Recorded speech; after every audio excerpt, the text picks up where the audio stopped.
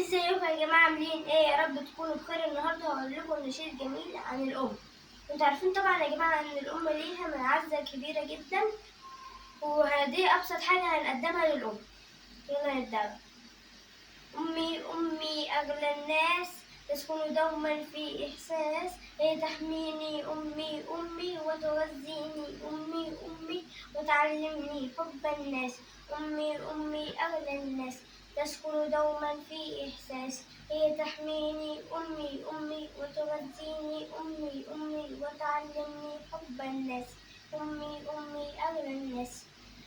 ما تنسوش بقى يا جماعة تسمعوا كلام أمكم وأبوكم، عشان ربنا خلق لنا أمنا وأبونا، عشان دول كنز.